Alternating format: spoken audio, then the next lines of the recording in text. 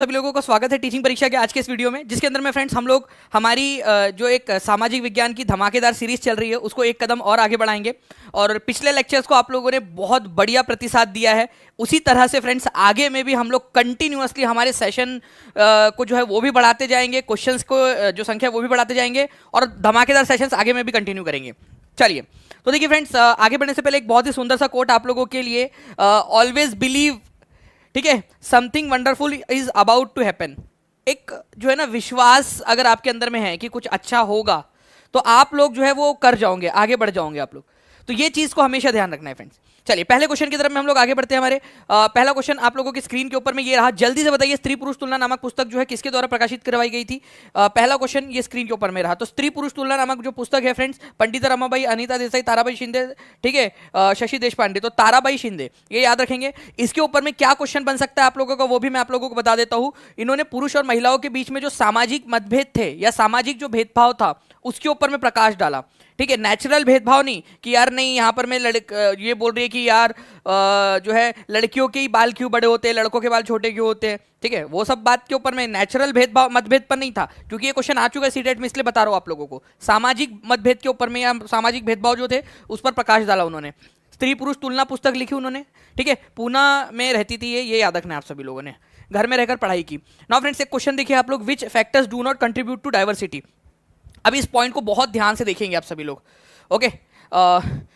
चलिए, बहुत बढ़िया फ्रेंड्स, जैसे कि मैं यहाँ देख पा रहा हूँ कंटिन्यूअसली आप लोगों के जो है फ्रेंड्स नंबर बढ़ते जा रहे हैं यहाँ पर। मैं जल्दी जल्दी से सेशन को लाइक भी करते रहेंगे ताकि इसी तरीके से हम लोग धमाकेदार सेशन और भी लेते रहे। कौन सा वाला फैक्टर है जो कंट्रीब्यूट नहीं करता है? Please point to be noted my Lord, diversity को कंट्रीब्यूट नहीं करता, ठीक है। तो ये पॉइंट आप लोगों को ध्यान रखना है। धर्म, क्या धर्म जो है वो डाइवर्सिटी को कंट्रीब्यूट करता है? पहले करने वाले देख लेते हम लोग ताकि हम लोग जो है वो इस सारी चीज़ों को समझ ले यहाँ पर में, ठीक है। तो आप लोगों को ज़्यादा आसानी से फिर चीज़ें समझ में आ जाएंगी, ठीक है।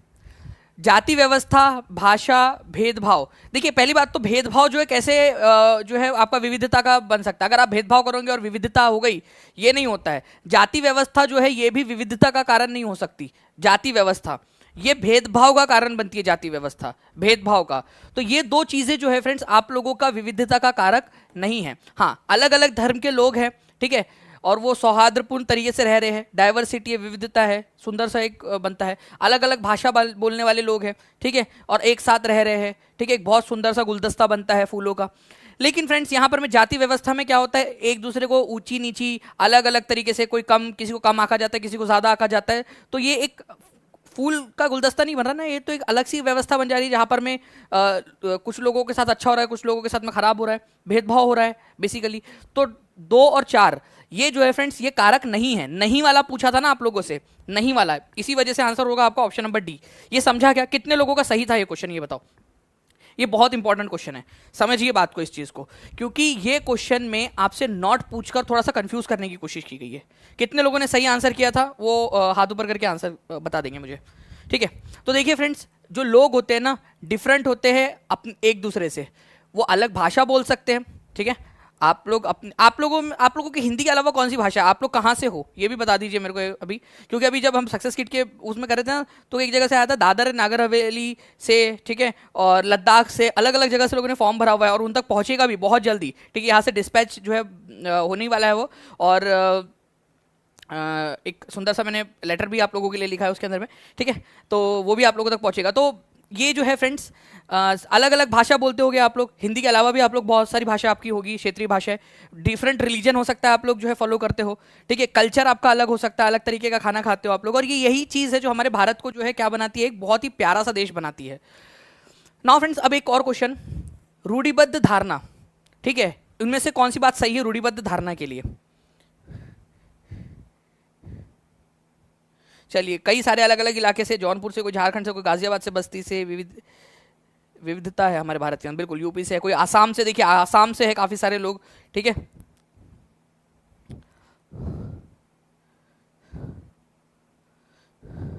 मैं एक बहुत ही सुंदर सी मेरे पास में ना आसाम से मुझे याद आया, मेरे पास में एक बहुत ही सुंदर सी कॉल रिकॉर्ड है, ठीक है, एक पुरानी वाली, ठीक है, और वन ऑफ माय कलीग जो है उन्होंने मुझे रिमाइंड कराया था उसके बारे में। आप लोग कितने लोग चाहते हो वो मैं आप लोगों को सुनाऊं? अगर आप चाहते हो तो मैं टीचिंग परीक्षा का टेलीग्राम ग्रुप और दानिश शेख जो टेलीग्राम ग्रुप है ना, उसके ऊपर मैं डाल दूंगा आज आप लोगों के लिए फिर से उसको, ठीक है, ताकि आप लोग उसको अगर आप लोगों की इच्छा है तो आप लोग सुन सके उसको, ठीक है। बहुत ही मतलब मेरे लिए एक बहुत भावुक क्षण था वो, कि यार मैंने कुछ अगर किया हो, बहुत पुरानी है लेकिन कुछ किया हो और उससे किसी का भला हुआ है, ये एक चीज़ थी, ठीक है। यस सर, आप सुनाइए प्लीज़। ठीक है, मैं आज डाल दूंगा मैं, ठीक है, मैं आपको आज डाल दूंगा टीचिंग परीक्षा के टेलीग्राम ग्रुप पे और दानिश शेख टेलीग्राम ग्रुप के ऊपर में भी। रूढ़िबद्ध धारणा, जब हम लोगों को उन अनेक छवियों में सुनिश्चित कर देते हैं, ठीक है, तो हम एक रूढ़िबद्ध धारणा बना लेते हैं। When we fix people into multiple images, ठीक है, we create a stereotype. Stereotypes stop us from looking at each person as a unique individual. अब देखिए इस क्वेश्चन को थोड़ा सा ध्यान से पढ़ना है आप लोगों ने कि बोल क्या रहा है यहाँ पर में, ठीक है। जब हम लोगों को अलग अलग, ठीक है, इमेजेस में बांधते नहीं, हम अनेक छवियों में नहीं बांध देते हैं, हम उसको एक छवि में बांध देते हैं। जैसे कि लड़की है तो भाई घर का काम करेंगी, एक ही छवि में बांधा आपने ये थोड़ी बोला कि लड़की है तो घर का भी काम कर सकती है और स्कूल में जाके टीचर भी बन सकती है। कितनी लड़कियां यहाँ पर मैं हाथ ऊपर करो, ठीक है। ऐसा नहीं होता ना। स्टीरियोटाइप में क्या किया जाता है, रूढ़िबद्ध धारणा में रूढ़ी जो है वादी धारणा आप लोगों की होती है, जिसमें पुराने जमाने से चलाते कि लड़की है तो घर का काम करेगी, लड़का है तो बाहर का काम करेगा। देखिए कितनी सारी लड़कियां यहाँ पर में, उनको एक इमेज में अगर आप बांध दोगे तो क्या आप उनकी जो प्रत्येक व्यक्ति की जो एक विशिष्ट व्यक्ति की जो उसके अंदर में विशिष्टता है वो देख पाओगे आप? यहाँ देखिए कितनी सारी लड़कियां हैं, हर किसी के अंदर में एक यूनिक क्वालिटी हो सकती है। हो सकता है कि वो बहुत अच्छा काम कर सकती है, समाज की बेहतरी के लिए काम कर सकती है, लेकिन आपने क्या किया, अगर उसको एक छवि में बांध दिया आपने, तो आप क्या करोगे, उसकी जो यूनिक कैपेसिटी है, ठीक है। हो सकता है कि कई सारी लड़कियां यहाँ पर में आज टीचर बने, फिर दानिश सर की क्लास आगे में भी देखती रहे, हो सकता है वो कल जाके डेप्यूटी कलेक्टर बन जाए, हो सकता है ना। हो सकता है ये चीज कि आप में से कोई जो लोग देख रहे हैं यहाँ पर में, कई सारी लड़कियां जो देख रही है वो कल जाके डेप्यूटी कलेक्टर बने एक, ठीक है, वो अच्छे से उनका एसएसटी और सारी चीजें इतनी अच्छी हो जाए उनकी। तो अगर हमने रूढ़िबद्ध धारणा में बांध दिया तो हम लोग जो है उनकी विशिष्टता नहीं देख पाएंगे। अगर हमने कल्पना चावला के साथ में यही किया होता तो वो आज अंतरिक्ष में नहीं जाती, सुनीता विलियम्स नहीं जा पाती, ठीक है, इतने सारे जो लोग हैं जिन्होंने काम किया वो नहीं कर पाते। तो हम अनेक नहीं एक छवि में बांध देते, इसी वजह से पहला वाला गलत है। क्यों? मल्टीपल नहीं, हम वन इमेज में, एक सिंगल इमेज के अंदर में बांध देते हैं उनको, ठीक है। और सेकंड वाला सही है कि हाँ, स्टीरियोटाइप जो है हमको उनकी यूनिक इंडिविजुअल की क्वालिटी को देखने से रोकता है। तो केवल सेकंड वाला सही है, पहला वाला गलत है। तो बी, ठीक है, आपसे क्या करेक्ट वाला पूछा है तो B is the correct answer. दो तरीके से भेदभाव करते हो आप लोग, ठीक है। एक होता है आप लोगों का फ्रेंड स्टीरियोटाइप, जिसके बारे में मैंने अभी आपको बताया कि आपके एक खास इमेज में बांध दिया आपने कि लड़का है तो वो स्ट्रांग होता है, ठीक है, कभी रोएगा नहीं। आपने एक इमेज में कैसे बांध दिया? हो सकता है कोई लड़का हो बेचारा, उसका दिल बड़ा नाजुक सा है, ठीक है, और उसका रोने का मन कर रहा है, आपने तो लेकिन उसको एक इमेज में बांध दिया, नहीं लड़का है तो वो हमेशा एकदम स्ट्रांग ही रहेगा, ठीक है। लड़की है तो वो रोएंगी, हो सकता है लड़की को नहीं आ रहा रोना, आप उसको बेचारी की विदाई के अंदर में पिन टोच के उसको रुला रहे हो, अरे रो पागल लड़की, नहीं तो लोग बोलेंगे कि तेरा मतलब पहले से कुछ था करके हम लोगों को बोलेंगे जबरदस्ती सुई टोच के उसको रुला रहे, अरे नहीं आ रहा उसको रोना, ठीक है। चलिए कोई नहीं, तो ये स्टीरियोटाइप होता है आप लोगों का, पॉजिटिव निगेटिव कोई भी, लेकिन एक इमेज में बांध दिया। पूर्वाग्रह में क्या होता है, हमेशा निगेटिव इमेज में बांधते हो आप, निगेटिव कि लड़का है, ठीक है, ठीक है, तो खराबी होगा, या फिर अगर ये मान लीजिए अफ्रीकन लोग हैं तो वो चोर हो गए, ऐसा फॉर एग्जांपल, ऐसा सारे होते हैं। मैं बस बता रहा हूँ कि लोग क्या क्या बनते हैं। किसी एक खास कम्युनिटी के लोगों को ये बांध दिया आपने कि भाई ये लोग जो है सही नहीं होते हैं, खराब होते हैं, ठीक है। तो ये पूर्वाग्रह, इसको प्रिजुडाइज कहा जाता है, ठीक है। तो अगर हमेशा केवल निगेटिव ही आंक रहे हो, किसी को भी निगेटिव आंकना पूर्वाग्रह कहलाता है, और किसी एक खास इमेज में बांध देना, अब वो चाहे पॉजिटिव भी हो सकती है निगेटिव भी हो सकती है, उसको स्टीरियोटाइप कहा जाता है। तो पूर्वाग्रह और स्टीरियोटाइप में फर्क ये है, ये हमेशा निगेटिव होता है, ये पॉजिटिव निगेटिव दोनों हो सकता है, ठीक है। चलिए, मेरी कज़न शादी में नहीं रो रही थी तो सब बोल रहे थे सर कि दुल्हन हो तो रो। हमदा, देखिए हमदा जी बोल रहे हैं यहाँ पर में कि उनके सिस्टर नहीं रो रही थी, उनकी कज़न नहीं रो रही थी तो सब बोल रहे थे कि रो करके। देखिए स्टीरियोटाइप के अंदर में एक लड़की को यहाँ पर में बांध दिया गया कि वो होम मेकर ही होंगी, जबकि एक्चुअल में ऐसा नहीं होता है फ्रेंड्स। आप लोगों का स्टीरियोटाइप के अंदर में अगर आपने बांध दिया कि भाई लड़की है घर का ही काम करेंगी, तो वो बेसिकली वैसे एक्चुअली वैसा वर्क नहीं करता है, वो आप उसकी यूनिक क्वालिटी नहीं देख पा रहे हो। फिर भू राजस्व जो कृषकों से वसूला जाता था क्या कहलाता है? देखिए भू राजस्व मतलब टैक्स, ठीक है, जो डायरेक्टली किससे वसूला जाता था? किसानों से। किसानों को कहा जाता है रेत, तो रेतवारी सेटलमेंट कहते थे उसको, डायरेक्टली जो किसानों से वसूला जाता था, कल्टीवेटर्स से, किसानों से। परमानेंट जो सेटलमेंट था या परमानेंट टैक्स सिस्टम या परमानेंट जो है आपका सेटलमेंट या जो परमानेंट सिस्टम जिसको आप लोग बोल सकते हो, जमींदारी सिस्टम आप लोग जिसको बोल सकते हो, ठीक है, स्थायी बंदोबस्त, वो उसमें टैक्स इकट्ठा करने की जो जिम्मेदारी थी वो जमींदारों की हुआ करती थी परमानेंट में। महलवारी के अंदर में हुआ करता था आप लोगों का, जो गांव का मुखिया था उसकी जिम्मेदारी होती थी। डायरेक्ट कृषकों से वसूल किया जाता था रियोतवारी सेटलमेंट में। रियोतवारी सेटलमेंट कहाँ पर में लागू था? नॉर्थ में, ठीक है, जल्दी बताइए, नॉर्थ, साउथ या ईस्ट में? आप लोगों को बताना है।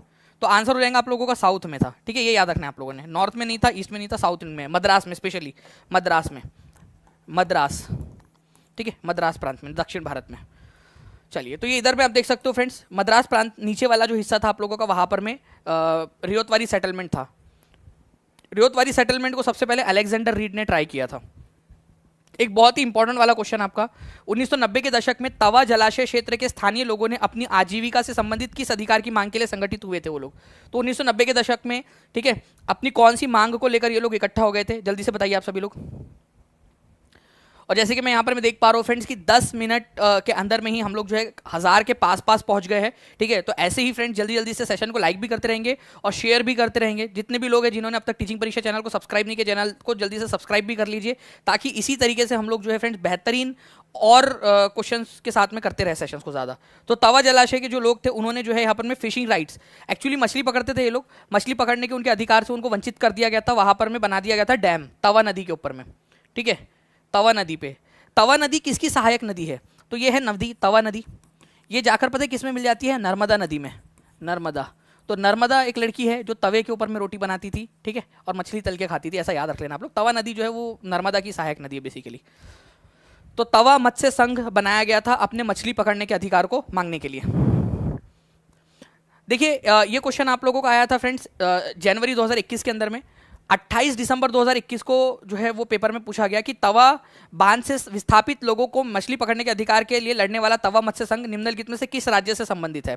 तो नर्मदा नदी, ठीक है, निकलती है मध्य प्रदेश में से, और उसी के अंदर में आकर एक नदी मिलती है आप लोगों की तवा नदी, ठीक है, जो कि मध्य प्रदेश में ही है, एमपी के अंदर में। तो मध्य प्रदेश से रिलेटेड है ये वाला तवा मत्स्य संघ आपका। तो आंसर इसका ऑप्शन नंबर सी हो जाएगा, ठीक है, ये याद रखना था आप लोगों ने, C is the correct answer. Next question की तरफ में हम लोग आगे बढ़ते हैं फ्रेंड्स, ठीक है। तो 1990 के दशक के अंदर में जो है तवा मत्स्य संघ आप लोगों का बनाया गया था मध्य प्रदेश के अंदर में, आपको समझा दिया मैंने। नेक्स्ट क्वेश्चन, परितंत्र एक ऐसा तंत्र है जो सभी जीवित प्राणियों के एक दूसरे के साथ और पर्यावरण के भौतिक और रासायनिक कारकों के परस्पर अंतक्रिया द्वारा बनी है।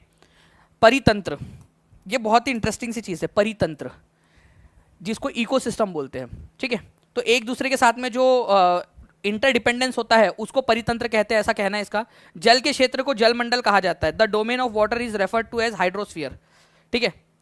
तो भाई दोनों अपने आप में सही है। देखिए आप लोगों का जहां पर में पानी होता है उसको हाइड्रोस्फीयर कहते हैं, जहां पर में जल है, पानी है, उसको हाइड्रोस्फीयर कहा जाएगा।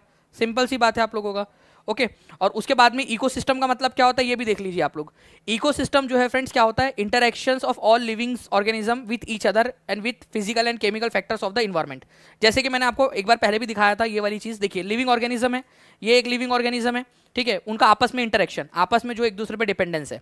इसके अलावा ये दोनों के दोनों अपने आसपास के इन्वायरमेंट पे भी डिपेंडेंट होंगे। ये देखिए ये लिविंग ऑर्गेनिज्म अपने इन्वायरमेंट पे डिपेंडेंट है।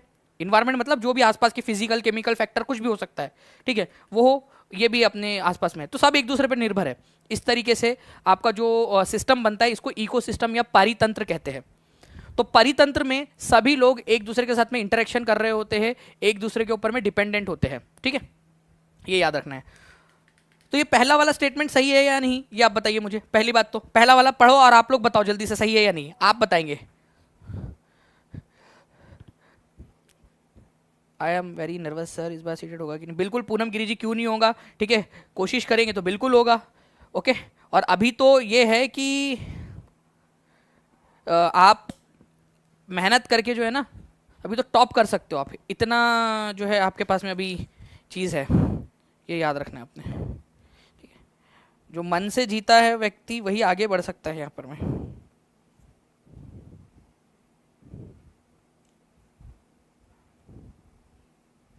चलिए बहुत बढ़िया, आप लोगों के जो है फ्रेंड्स आंसर्स आने यहाँ पर में स्टार्ट हो चुके हैं, ठीक है। तो आंसर आप लोगों का जो है फ्रेंड्स हो जाएगा यहाँ पर में both 1 and 2 are true. Next question की तरफ में आगे बढ़े हम लोग यहाँ पर में हमारे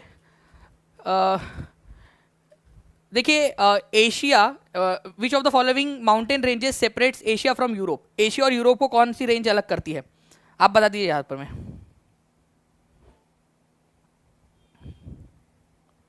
देखिए एसएसटी के अंदर में आप लोगों का जो है ना, एसएसटी के अंदर में आप लोगों का स्कोर बहुत अच्छा आएगा, ये इस बार मेरी जिम्मेदारी। आप लोग देखिए अभी 1 महीना बचा है ना, इसके अंदर मैं आप लोगों को एकदम प्रो बना दूंगा। निम्नलिखित में से कौन सी पर्वत श्रृंखला एशिया को यूरोप से अलग करती है? तो यहाँ पर मैं हमारा एशिया, ठीक है, यहाँ पर मैं यूरोप है, तो यहाँ जो पर्वत श्रृंखला है आपके रशिया के अंदर में, रूस के अंदर में, वो है यूराल पर्वत श्रृंखला है। मैप के अंदर में दिखाता हूँ आप लोगों को मैं। देखिए ये इधर साइड में पूरा एशिया है आपका इधर में, और नीचे भी इधर साइड में जाओगे अब तो भारत वगैरह भी पड़ेगा। इधर में है यूरोप। यूरोप और एशिया को अलग कौन करता है? यूराल पर्वत अलग करता है। तो यूराल पर्वत कौन से 2 महाद्वीपों को अलग करता है? जल्दी आप बताइए आप लोग, ठीक है, जल्दी बताइए, ठीक है। यूरोप और एशिया। एशिया जो है फ्रेंड्स विश्व का सबसे बड़ा महाद्वीप है। ये एनसीईआरटी की लाइन है, एनसीईआरटी का आप लोगों को जिस्ट दे रहा हूं। चलो एनसीईआरटी में जो जो लिखा है पूरा का पूरा।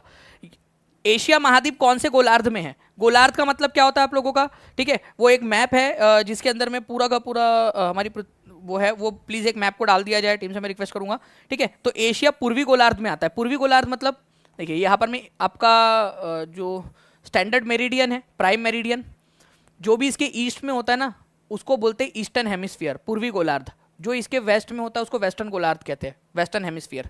हमारा एशिया पूरी तरह से इस लाइन के ईस्ट में है, तो ईस्टर्न गोलार्ध में है, ठीक है। यूराल पर्वत जो है वो यूरोप से अलग करता है एशिया को, ये याद रखना है। यूरोप और एशिया को मिलाकर क्या कहा जाता है?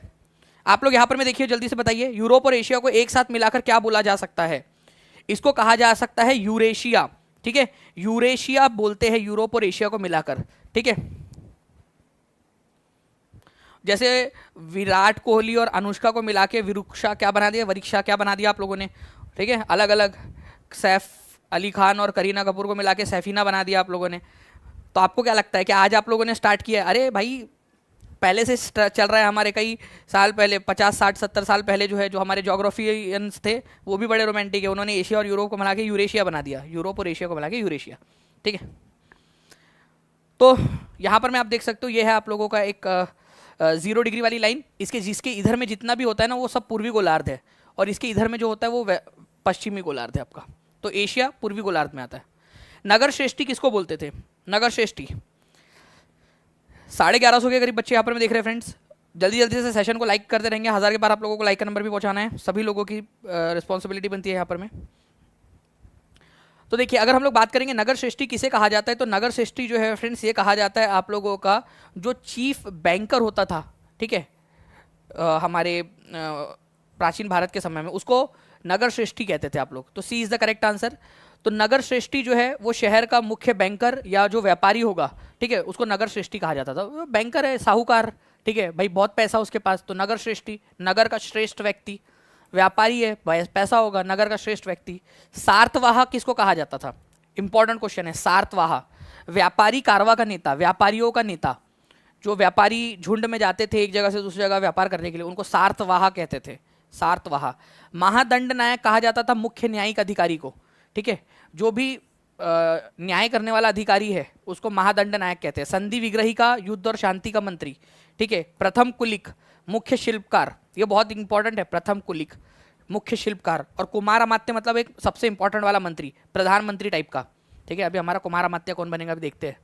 चलिए फ्रेंड्स यहाँ पर मैं एक देखिए आप लोग एक इंपॉर्टेंट क्वेश्चन आपको बताना है। मसलिन जिसको मलमल भी कहा जाता है, ठीक है, तो ये बताइए आप लोग, मलमल, वो आपने गाना सुना होगा ना कि फिसल ना जाए तेरा लाल दुपट्टा मलमल का। मलमल का कपड़ा बहुत जो है वो एकदम जो है हाई क्वालिटी का होता है, ठीक है, उसको मसलिन कहा जाता है। तो कहाँ का फेमस है? गोल्ड रोथ, ठीक है, कॉटन पीसेस, जरी की कढ़ाई वाले सूती वस्त्र, छिंट। तो देखिए फ्रेंड्स मैंने इसको ना छिंट को कैसे याद रखा था पता है? मछली जो है ना वो क्या हो गई है, ठीक है, बेहोश हो गई है, और आप उसको पानी के छींटे मार के उसको उठा रहे हो, ठीक है, मसूलीपट्टनम या मछलीपट्टनम, ठीक है। तो सी की जोड़ी जो है वो तो 2 के साथ लगेंगी आप लोगों की। उसके बाद में जो है फ्रेंड्स हमने याद किया था मलमल का, ठीक है, लाल दुपट्टा मलमल का, ठीक है। तो सर ढकने के काम आता है आप लोगों का दुपट्टा, ढाका, सर ढकने के भी काम आ जाता है दुपट्टा आपका मलमल का। तो लाल दुपट्टा मलमल का, ढाका, ठीक है, ढकने के काम आ जाता है। तो एक ही जोड़ी आप लोगों की 3 के साथ लग जाएंगी, ठीक है। और जरी की कढ़ाई वाले सूती वस्त्र, गोल्ड, ठीक है, बुरहानपुर और सूरत, ठीक है, ये याद रखना है आप लोगों ने, बुरहानपुर, सूरत वगैरह जो इलाके वहाँ पर में जरी वाले कपड़े आप लोगों के बहुत फेमस है। अब मैं आपको एनसीईआरटी का दिखा देता हूँ क्या है। एनसीईआरटी में दिया हुआ है कि ब्रिटिश रूल के पहले जो है आप लोगों का यहाँ पर में मसलिन जो है, ठीक है, ये ढाका का बहुत फेमस था। छिंट जो है आपका ये मछलीपट्टनम या मसूलीपट्टनम का फेमस, ठीक है। कलीको जो है वो कलीकट का फेमस था। गोल्ड रथ कॉटन पीसेस जो है वो बुरहानपुर, सूरत और वडोदरा का फेमस था। ये याद रखना है आप लोगों ने, बुरहानपुर, सूरत और वडोदरा, ठीक है, बुरहानपुर, सूरत और वडोदरा, सुनहरी जरी के काम वाले सूती वस्त्र, ये याद रखना है आप लोगों ने। ओके, पुरातत्व तो इस पर्टिकुलर पॉइंट को आप लोग एक बार फिर से अपने माइंड के अंदर में रिवाइज कीजिए जल्दी से। 1200 के करीब यहाँ पर में लोग जुड़ते जा रहे हैं फ्रेंड्स। जल्दी जल्दी से सेशन को लाइक एंड शेयर करते रहेंगे आप सभी लोग। 1200 कंप्लीट हो गया, चलिए बोलते बोलते यहाँ पर में, गुड, कॉन्ग्रेचुलेशन। आई होप आपने इसको रिवाइज कर लिया होगा। देखिए फ्रेंड्स, यहाँ पर मैं बोला है कि पुरातत्वविदों को भारत में नवपाषाण युगीन गर्तवास कहाँ मिले हैं। नवपाषाण, तो देखिए सबसे पहली बात तो 3 प्रकार के युग हुए हैं हमारे भारत में जब इंसानों को लिखना पढ़ना नहीं आता था उस समय काल के अंदर में। सबसे पुराना था पैलियोलिथिक। पैलियोलिथिक को पूरा पाषाण भी कहा जाता है, पूरा पाषाण, ठीक है। फिर है आप लोगों का मेजोलिथिक, मध्य पाषाण। फिर है नियोलिथिक, नवपाषाण, ठीक है। ये जो नवपाषाण था इस समय काल की बात हो रही है। तो इस समय काल के अंदर में आप लोगों को बुरझोम नाम की जगह है जम्मू कश्मीर के अंदर में, वहाँ पर में आपको पता चलता है कि यहाँ पर में लोग जो है ऐसे गड्ढों में घर बनाकर रहा करते थे, गड्ढे वाले घर, ठीक है, गर्त आवास बोलते हैं इसको, गड्ढों में घर बनाकर रहा करते थे।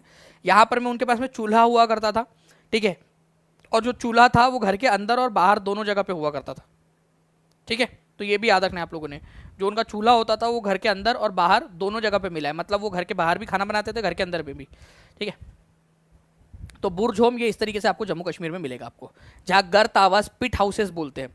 साथ ही साथ यहाँ पर में जब इंसान मर जाते थे, ठीक है, तो उनके साथ में उनके डॉगी को भी दफना दिया जाता था, ठीक है, उनका डॉगी जो है उसको भी साथ में दफना दिया जाता था। ऐसा माना जाता था कि शायद ये पिछले जन्म में उनके साथ जाएगा, मतलब अगले जन्म में उसके साथ जाएगा, या जहाँ भी ये जाएगा बंदा, स्वर्ग नरक जहाँ भी जाएगा उसके साथ में उसका दोस्त भी जाएगा, ठीक है। तो बुरझोम याद रखना है आप लोगों ने, जम्मू कश्मीर में है। कौन सी वाली साइट है, पैलियोलिथिक, मेजोलिथिक या नियोलिथिक, कौन सी साइड है ये आप लोग खुद बता दीजिए जल्दी से, ठीक है, कौन सी वाली साइट है ये। यहाँ से ही देखो, क्वेश्चन में से ही आंसर बना के आप लोग आंसर कर दीजिए।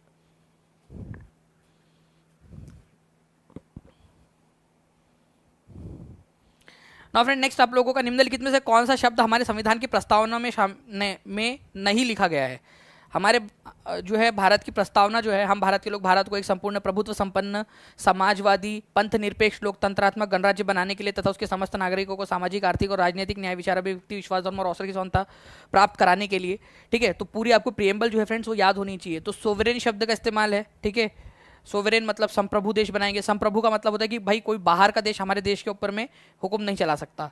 सेक्युलर या पंथ निरपेक्ष रहेगा हमारा देश, ये बाद में जोड़ा गया है इसके अंदर में, संविधान की प्रेम्बल में, ठीक है। सोशलिस्ट कंट्री बनाएंगे, समाजवादी देश बनाएंगे हम लोग, जिसके अंदर में समाज का जो पिछड़े से पिछड़ा व्यक्ति जो है उसको भी हम लोग उसको भी मुख्य धारा में ला सके। कम्युनिस्ट कहीं पे भी लिखा नहीं है, ये शब्द नहीं लिखा है कम्युनिस्ट, ठीक है, ये याद रखना आप लोगों ने, कम्युनिस्ट साम्यवादी, ठीक है। तो ये थोड़ा सा याद रखना है आप लोगों ने, ये वाला जो इंपॉर्टेंट पॉइंट है आपका, ठीक है। तो प्रिएम्बल जो है फ्रेंड्स ये आप लोगों को अगर चाहिए हो तो मैं आप लोगों को जो है मैं टीम से रिक्वेस्ट करूंगा कि टेलीग्राम के ऊपर में जो दानिश एक टेलीग्राम ग्रुप है, टीचिंग परीक्षा टेलीग्राम ग्रुप है, और जो व्हाट्सएप ग्रुप है आपका सीटेट वाला, जो नीचे में आपको जिसकी लिंक दी गई है व्हाट्सएप ग्रुप की, ठीक है, उसमें अगर जितने भी लोग ज्वाइंट है, ठीक है, उन लोगों को ये मिल जाएगा, आप लोगों को हिंदी इंग्लिश दोनों के अंदर में डाल देंगे, ठीक है।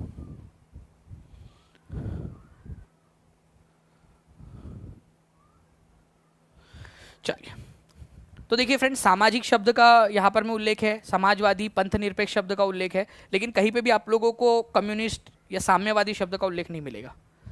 हरिदास ठाकुर जो है वो कहाँ के एक नेता थे, बताइए जल्दी से। हरिदास ठाकुर निम्नलिखित में से किसके नेता थे? सतनामी आंदोलन के, मटुआ पंथ के, ब्राह्मण समाज के, या सनातन धर्म सभा के? हरिदास ठाकुर। और ये एक इंपॉर्टेंट क्वेश्चन आप लोगों का इसलिए भी बन जाता है फ्रेंड्स, क्योंकि ये कहाँ से थे ये भी क्वेश्चन बनता है आपका।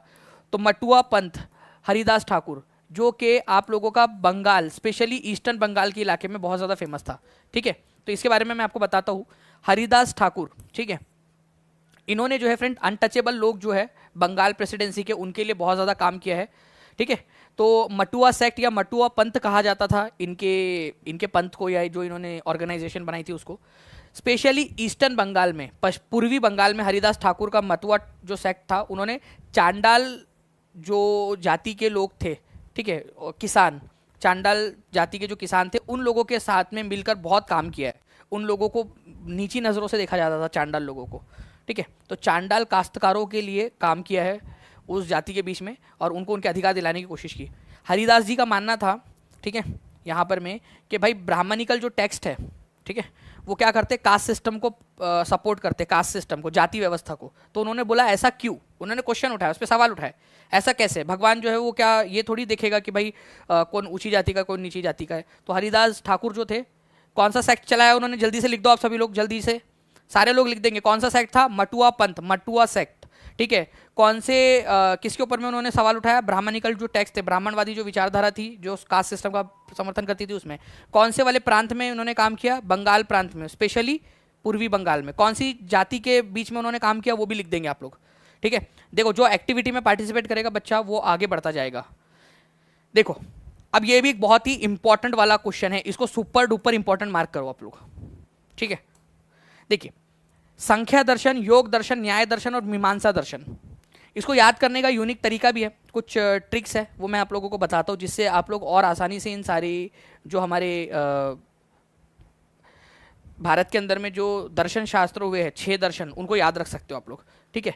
देखो वैशे शिखा दर्शन, ठीक है, वैशे शिखा, तो शिखा जो है वो मैंने ऐसे याद किया है कि किसी की ननद है, तो कनद, ऋषि कनद जो थे उन्होंने इसकी स्थापना की थी, वैशे शिखा।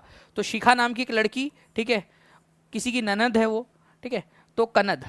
न्याय, आपको पता है गौतम बुद्ध के पास में कोई भी जाएगा तो उसके साथ न्याय करेंगे वो, है ना, गौतम बुद्ध टाइप के इंसान। वैसे ये गौतम अलग है और गौतम बुद्ध अलग थे, ये ऋषि गौतम है, अलग है, लेकिन just for the sake of understanding या याद रखने के लिए आप लोग न्याय से गौतम को याद रख सकते हो, ठीक है। पतंजलि, ठीक है, योगा, बाबा रामदेव, ठीक है, योग करने से होगा, तो योगा करने से होगा, तो योगा पतंजलि, वो बाबा रामदेव से याद हो गया अपन लोगों को, उनका पतंजलि वाला जो है। उसके बाद में जो है फ्रेंड्स संख्या, बहुत सारी संख्या में विकेट ली कपिल देव ने, तो कपिल देव बॉलर थे ना, उन्होंने बहुत सारी विकेट ली, उसकी संख्या बहुत ज़्यादा है, संख्या दर्शन कपिल देव, ठीक है। मम्मी, देखिए लाइट चली गई है फ्रेंड्स, अगर मान लीजिए कि ये सिस्टम ड्रिप करता है, ठीक है, अगर मान लीजिए आप लोगों का सेक्शन बंद हुआ तो समझ जाना कि इसके अंदर में दिक्कत आई है, क्योंकि अब ये इन्वर्टर पर चला गया है पूरा का पूरा सिस्टम, ओके। चलिए, तो ये आप लोगों का जो है फ्रेंड्स मीमांसा दर्शन जो है, जैमिनी, तो मम्मी और मौसी आपको क्या खिलाती है, जैम खिलाती है, जैम, बटर जैम, वो ब्रेड के ऊपर में जैम लगाकर खिलाती है आपको, तो ये ऐसे आप लोग याद रख सकते हो, तो जैम लगाकर आप लोगों को खिलाती है आपकी मम्मी, ठीक है। चलो, तो ये इस तरीके से आप लोग इस पर्टिकुलर पॉइंट को याद रख सकते थे। अब बताओ इसका आंसर क्या होगा, सभी के सभी लोग, जितने लोग देख रहे हैं सारे लोग आंसर करेंगे, और मेरे को हर एक बच्चे का आंसर चाहिए यहाँ पर में, ठीक है, आंसर करते जाइए जल्दी जल्दी से, होपफुली के ड्रिप ना हो सिस्टम हमारा,